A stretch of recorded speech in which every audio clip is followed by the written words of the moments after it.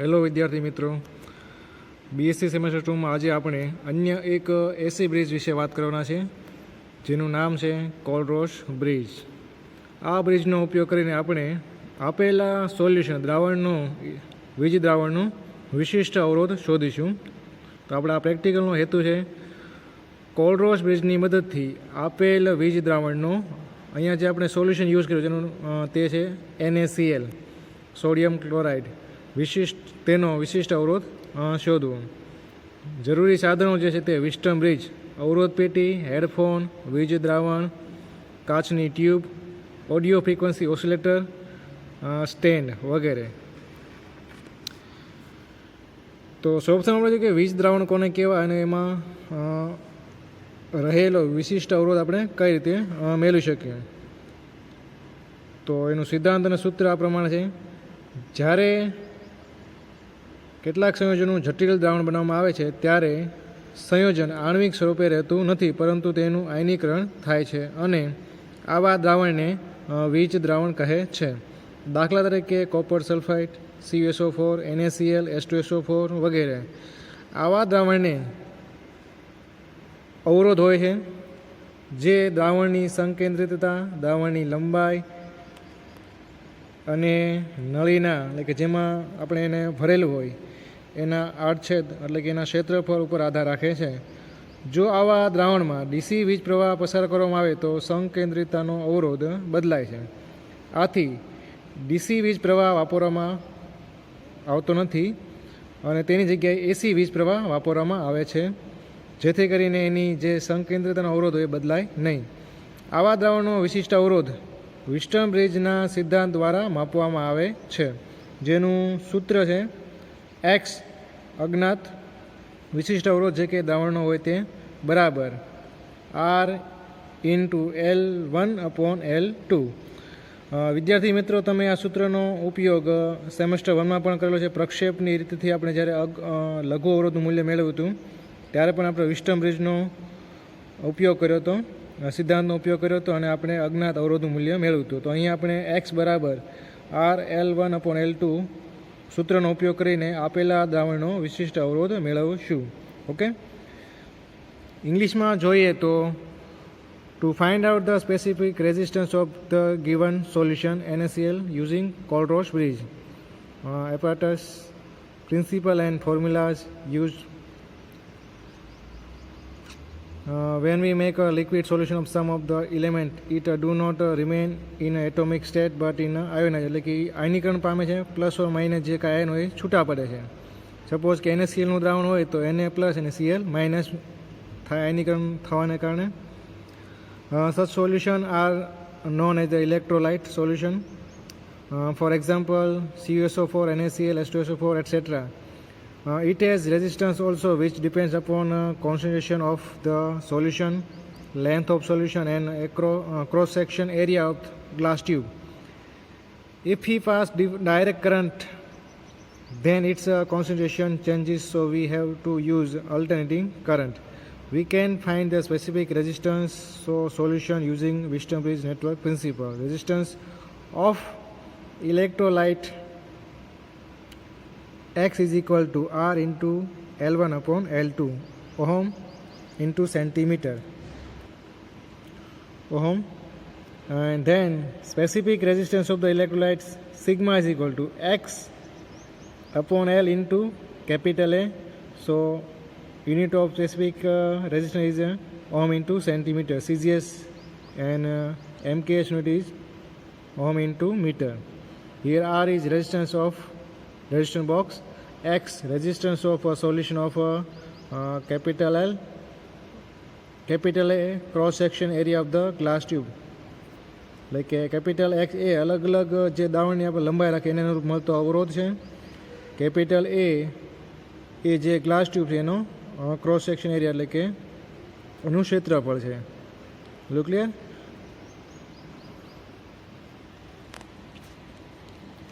હવે આપણે જોઈએ સર્કિટ ડાયાગ્રામ. તો સર્કિટ ડાયાગ્રામમાં તમે લેફ્ટ સાઈડ જોવો છો તો જે ડોટેડ છે, ડોટ બતાવ્યા છે બરાબર, 1 2 3 4 5 તો વિસ્ટર્ન બ્રિજ જે છે એના 5 ટર્મિનલનો આપણે ઉપયોગ કરવાનો છે. એક બાજુ દ્રાવણ જોડેલું છે, તો વિસ્ટર્ન બ્રિજના જે 2 ટર્મિનલ છે ડાબી બાજુના, એને સમાંતર આપણે જોઈશું વીજ દ્રાવણ. જમણી બાજુ જોડશું આપણે 2 જે ટર્મિનલ એની સમાંતર અવરોધ પેટી. વચ્ચેનો જે ટર્મિનલ છે એમાંથી એક વાયર જશે હેડફોનમાં અને બીજો વાયર જે છે તે જોકીમાં જશે, બરાબર.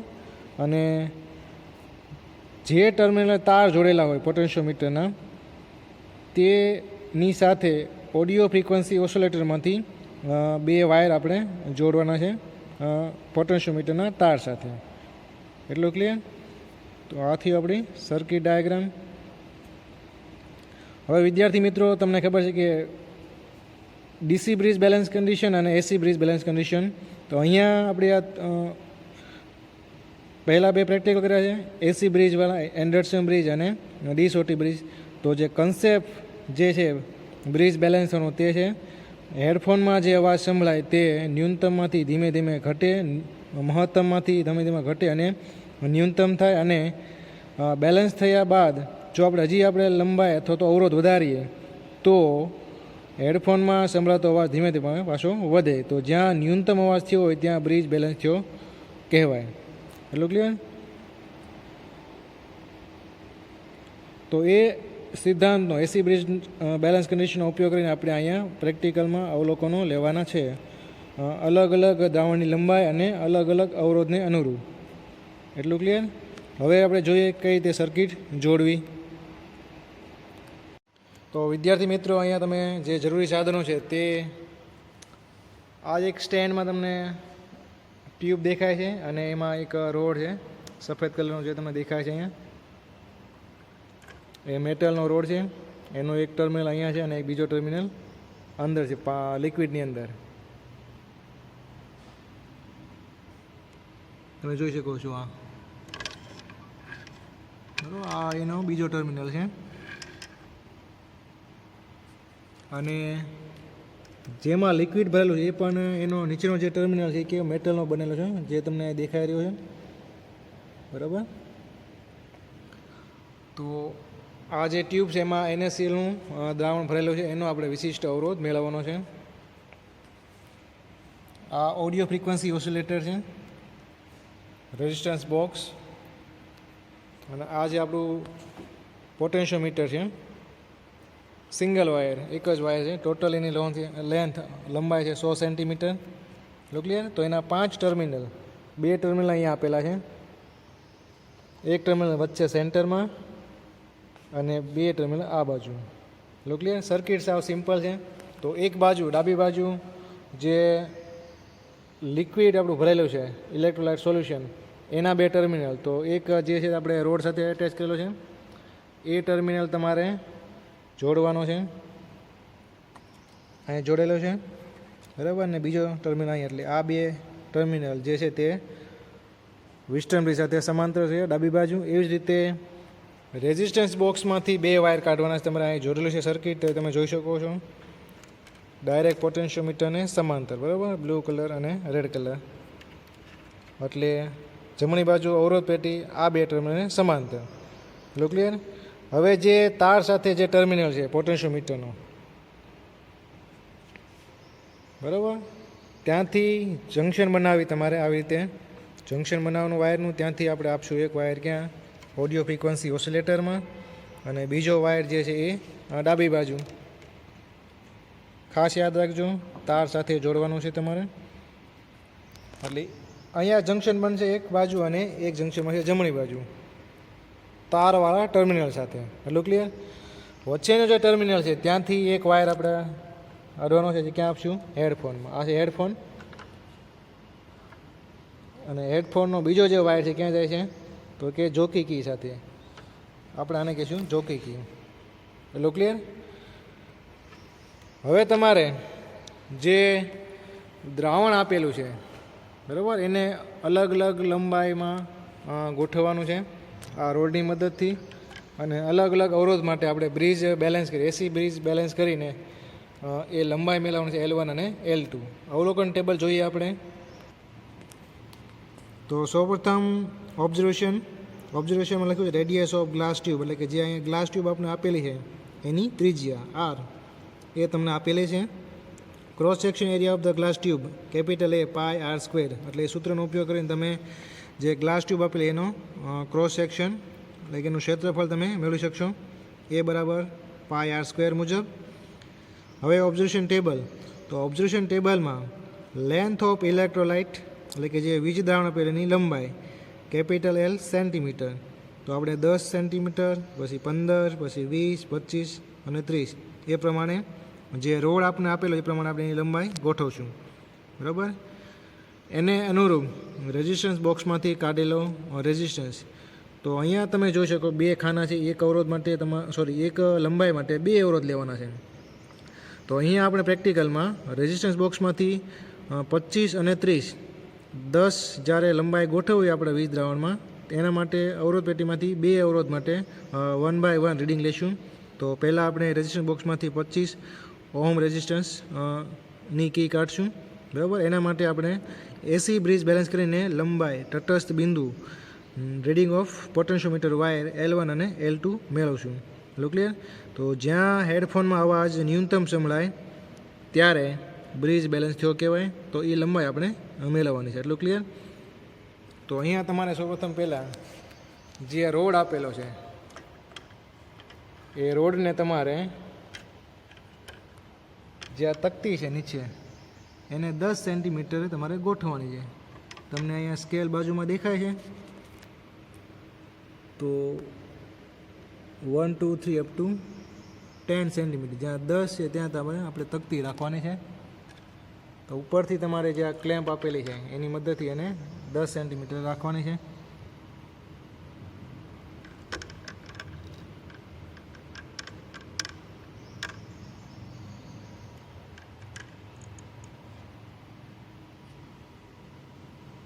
બરાબર. તો અહીંયા 10 સેન્ટીમીટર છે, તો દ્રાવણની લંબાઈ થઈ 10 સેન્ટીમીટર. એટલું ક્લિયર. હવે તમારે અવરોધ પેટીમાંથી કેટલો અવરોધ કરવાનો છે? 25.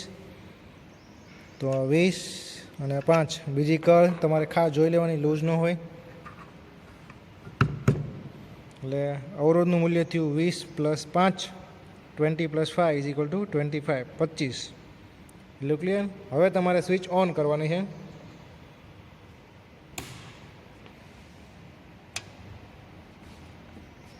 હવે જે હેડફોન છે એનો એક છેડો જે છે તે પોટેન્શિયોમીટરમાં જોડો છે, એક છેડો છે જોકી કી સાથે જોડો. જો જોકી કી જ્યાં સુધી તમે તાર સાથે એટલે કે આ ટર્મિનલ ન અડાડો, ટચ ન કરાવો, ત્યાં સુધી તમને હેડફોનમાં અવાજ સંભળાય નહીં. એટલે સર્કિટ ઓપન હોય તેથી આપણે હેડફોનમાં અવાજ સંભળાય નહીં. જ્યારે હું તમને કહું કે જોકીને તમે ટર્મિનલ સાથે અડાડો, ટચ કરાવો, ત્યારે હેડફોનમાં આપને અવાજ સંભળાય.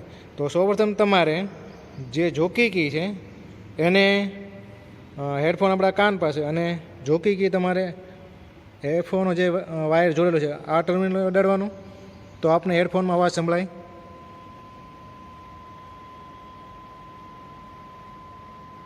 બરાબર. જેટલો અવાજ આ બાજુ સંભળાય એટલો જ અવાજ તમે એના વિરુદ્ધ ટર્મિનલ બાજુ કે અહીંયા અડાડો ત્યારે પણ આપને હેડફોનમાં અવાજ સંભળાવવો જોઈએ.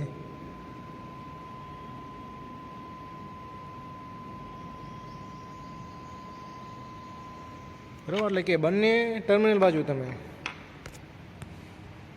ડાબી બાજુ કે જમણી બાજુ જોકી કીને અડાડો ત્યારે તમને હેડફોનમાં અવાજ સંભળાવવો જોઈએ. એક બાજુ અવાજ સંભળાતો હોય ને એક બાજુ અવાજ ન સંભળાતો હોય તો કંઈક પ્રોબ્લેમ હોય. તો બંને બાજુ આપણે અવાજ સંભળાવવો જોઈએ, તો જ આપણો બ્રિજ જે છે તે એક્ઝેક્ટ સેન્ટરમાં બેલેન્સ થાય. બરાબર. એટલું ક્લિયર. તો જે ટર્મિનલ દ્રાવણ બાજુ છે પોટેન્શિયોમીટર એને આપણે કહીશું એ ટર્મિનલ, અને જ્યાં પૂરો થાય એ છે બી ટર્મિનલ. તો તમારે એ ટર્મિનલ બાજુથી સ્કેલ આપી છે સેન્ટીમીટરમાં, ત્યાંથી આપણે 1 to 100 સેન્ટીમીટર, બરાબર, 100 સેન્ટીમીટરનો વાયર આપેલો છે. તો આપણે અહીંથી જોકીને જ્યારે ફેરવો તમે તાર ઉપર, તો જ્યાં બ્રિજ બેલેન્સ થાય ત્યાં અવાજ કેવો સંભળાય, ન્યૂનતમ સંભળાય, એ રીડિંગ આપણે નોટ ડાઉન કરવાનું છે. ઓકે, તો હેડફોન આપણે રાખવાનો કાન પાસે. જ્યારે અવાજ ન્યૂનતમ થાય ત્યારે તમારે એ રીડિંગ નોટ ડાઉન કરવાનું છે. તો હું જોકીને હવે એ પોઈન્ટથી બી પોઈન્ટ તરફ ફેરવીશ. તો તમને હેડફોનમાં અવાજ સંભળાય છે. એ જેમ જેમ તમે ઝૂકીને એથી બી બાજુ લેતા જાઓ તો અવાજ ન્યૂનતમ થતો જશે.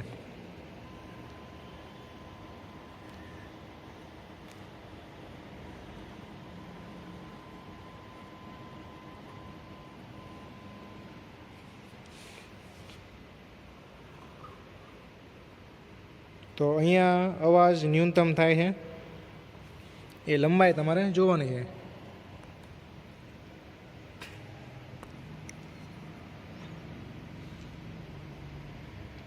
બરાબર, તો અહીંયા જે અવાજ છે ન્યૂનતમ થાય છે તો તમારે એ રીડિંગ કેટલું જોવાનું છે. તો જોકીની સામે જે સેન્ટીમીટર બતાવતા હોય સ્કેલમાં, સપોઝ કે અત્યારે એક્ઝામ્પલ લઈ 54 સેન્ટીમીટર, તો L1 થશે આપણું 54, એટલે કે 54 સેન્ટીમીટર. એ તમારે લખવાનું છે L1માં 10, એના અવરોધનું મૂલ્ય 25, L1 કેટલું મળ્યું તો કે 54. તો L2 કેટલું થશે, તો ટોટલ લેન્થ આપણી 100 સેન્ટીમીટર છે અહીંયા, તો 100 માઇનસ 54 એટલે 46, એટલે કે 46 આપણું થશે L2. એટલું ક્લિયર. તો આ એક અવરોધ માટે અને લંબાઈ માટે આપણને રીડિંગ મળ્યું. હવે તમારે લંબાઈ 10ની 10 રાખવાની છે, લેન્થ 10 સેન્ટીમીટર, રેઝિસ્ટન્સ આપણે 5 ઓહમ વધારવાનું છે, એટલે 25 પ્લસ 5 તો 30. તો હવે તમારે રેઝિસ્ટન્સ બોક્સમાં 30 ઓહમ કરવાનું છે. તો 20 પ્લસ 10, લેન્થ આપણી જે હતી તેને તે 10 સેન્ટીમીટર. ક્લિયર. હવે ફરીથી તમારે હેડફોન કાન પાસે રાખવાનો અને ઝોકીને તમારે એ ટર્મિનલથી ફેરવતી જવાની જ્યાં અવાજ ન્યૂનતમ થાય.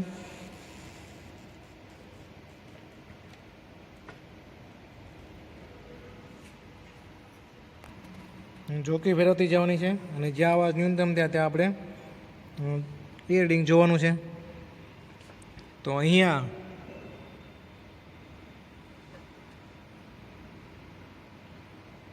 અડતાલીસ 49ની આજુબાજુ જે હેડફોનમાં અવાજ સંભળાય તે ન્યૂનતમ થાય, બરાબર, ઘટે છે, મિનિમમ સંભળાય છે. તો અત્યારે રીડિંગ લખ્યું 49 સેન્ટીમીટર. તો L1 થયું તમારું 49, 49. L2 કેટલું થશે તો કે 100 માઇનસ 49 કેટલું થાય 51. એટલું ક્લિયર. હવે તમારે લંબાઈ વધારવાની છે, length of electrolyte liquid 15 centimetre. તો તમારે રોડને ઉપર લઈ જવું પડશે, બરાબર ને. અત્યારે 10 છે, હવે આપણે 15 કરવાનું છે. તો આ ક્લેમ છે તમારી પાસે, એને થોડીક ઢીલી કરવાની ને એને તમારે 15 સેન્ટીમીટર સેટ કરવાનું છે. જો તો મેં અત્યારે 15 સેટ કર્યું જે તમે જોઈ શકો છો.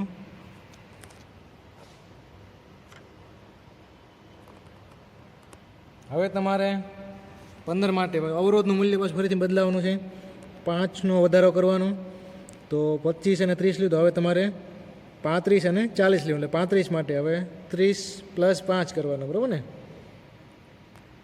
તો 30 પ્લસ 5 એટલે રેઝિસ્ટન્સ થયો 35, બરાબર. બીજી બધી કલ બંધ છે તમે જોઈ શકો છો. તો 35 માટે ફરીથી આપણે શું કરવાનું, બ્રિજ બેલેન્સ કરવાનું.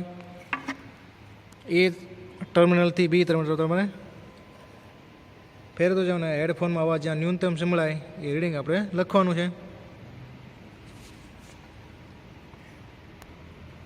તો અહીંયા જે અવાજ ન્યૂનતમ સંભળાય તે લેન્થ છે 52.5. બરાબર, તો 52.5 તમારું L1 થયું. એ તમારે લખવાનું L1માં. L2 બરાબર 100 માઇનસ L1, બરાબર. તો એ થયું તમારું L2. એટલું ક્લિયર. હવે 15 લેન્થ એમ જ રાખવાની, એમાં 5 અવરોધ વધારો એટલે 35 + 5 એટલે 40. તો આ પ્રમાણે તમારે લંબાઈ ધીમે ધીમે વધારતું જવાનું, એને અનુરૂપ અવરોધ પણ તમારે વધારવાનો છે. તો જે કાંઈ રીડિંગ આપણે L1 L2 મળશે એપ્રોક્સિમેટ કેવા મળશે? બહુ માઇનર ચેન્જ થશે. અહીંયા આ પ્રેક્ટિકલ માટે જોઈએ તો આપણા જે રીડિંગ છે તે જે અવાજ ન્યૂનતમ થશે તે લગભગ 40 થી 60ની વચ્ચે મિનિમમ થાય છે. એ મુજબ તમારે દ્રાવણની જે છે કોન્સન્ટ્રેશન એ તમારે આપેલો છે, તો એને આપણે કોન્સન્ટ્રેટ કરવું પડે. એટલું ક્લિયર. તો 10 માટે 2 રેઝિસ્ટન્સ લીધા, 25 30, એવી રીતે 35, 15 માટે 35 40, 20 માટે 45 50, 25 માટે 55 60, 30 માટે 65 70. એ પ્રમાણે તમારે અલગ અલગ લંબાઈ અને એને અનુરૂપ જે કાંઈ અવરોધ આપણે અવરોધ પેટીમાં રાખ્યો મુજબ તમારે L1 અને L2 મેળવવાના. એના પરથી તમારે રેઝિસ્ટન્સ ઓફ લિક્વિડ ગોતવાનો છે, X બરાબર R L1/L2, જે તમને આવડશે. તો આપણે દરેક એક લંબાઈ માટે 2 અવલોકન મળશે, તેની તમારે એવરેજ લેવાની છે. 10 માટે 15 માટે 10 15 20 25 અને 30 માટે. તો 5 આપણને 5X મળશે. એને ડિવાઈડ તમારે શું કરવાનું? L કરવાનું, આપણે મળશે X/L મળશે. બરાબર. શું કરશું? Xને આપણે L વડે ડિવાઈડ કરીને ભાંગી નાખશું. તો આપણને 5X/L મળશે. બરાબર. X/L 5 મળશે. એના પરથી તમારે સરેરાશ લેવાની છે, એવરેજ ઓફ X/L. એટલે 5 જે આવ્યો એની આપણે એવરેજ લેશું X/Lની. બરાબર. અને લાસ્ટમાં આપણે વિશિષ્ટ અવરોધ મળશે સિગ્મા X/L ઇન્ટુ A. તો average of X/L multiply A. So we gate specific resistance of given liquid solution ohm into centimetre. બરાબર. તો આ પ્રમાણે તમે પ્રેક્ટિકલી આપેલા દ્રાવણનો વિશિષ્ટ અવરોધ મેળવી શકો છો. હવે તમારે ગ્રાફ દોરવાનો છે, જેના પરથી આપણને ફરીથી પાછું X/L મળશે. તો X વર્સિસ Lનો તમારે ગ્રાફ દોરવાનો છે. તો જેમ જેમ તમે અવરોધ વધારશો તેમ તેમ લેન્થને અનુરૂપ જે કંઈ અવરોધ આપને મળે છે કેવું છે? ધીમે ધીમે વધતો છે, લિનિયરલી વધે છે. તેના પરથી તમારે ઢાળનું મૂલ્ય મેળવવાનું છે. ગ્રાફ દોરતા તમને આવડશે એવું આપણે માની લઈએ. તો એ સુરેખા મળશે, એના પરથી આપણે ઢાળ મેળવવાનું છે AB/BC. એનું મૂલ્ય માઇનસ બીનું મૂલ્ય છેદમાં બીનું મૂલ્ય માઇનસ સીનું મૂલ્ય. એટલે આપણે મળશે X/L. એને પર તમારે ફરીથી શું કરવાનું છે? એ વડે મલ્ટીપ્લાય કરવાનું છે. So we get sigma graphically sigma A multiply slope. બરાબર. તો આ મુજબ તમે પ્રેક્ટિકલી અને ગ્રાફિકલી આપેલા દ્રાવણનો વિશિષ્ટ અવરોધ મેળવી શકો છો, જે તમારે રિઝલ્ટમાં લખવાનો છે. કોલરોસ બ્રિજની મદદથી આપેલ વીજ દ્રાવણનો વિશિષ્ટ અવરોધ બંને રીતે એપ્રોક્સિમેટલી કેવું મળશે? સરખો, લગભગ સરખો મળશે, પ્રેક્ટિકલી અને ગ્રાફિકલી. બિલકુલ. તો આ મુજબ આપણે કોલરોસ બ્રિજનો ઉપયોગ કરીને વિશિષ્ટ અવરોધ મેળવી શકીએ. વિશિષ્ટ અવરોધ એટલે કે કોઈ પણ જે દ્રાવણ હોય એને જેમાં ભરેલું હોય તો પર 1 સેન્ટીમીટરમાં રહેલા અવરોધને એનો વિશિષ્ટ અવરોધ કહીએ છીએ, અથવા તો એકમ ક્ષેત્રફળમાં રહેલા અવરોધને શું કહીએ છીએ આપણે? જે કાંઈ દ્રાવણ હોય એનો વિશિષ્ટ અવરોધ કહીએ છીએ. ક્લિયર. આ પ્રેક્ટિકલ રિલેટેડ અમુક પ્રશ્નો જે છે એ તમારે તૈયાર કરવાના. તેમાં કોઈની મદદ તમે લઈ શકો છો. બરાબર.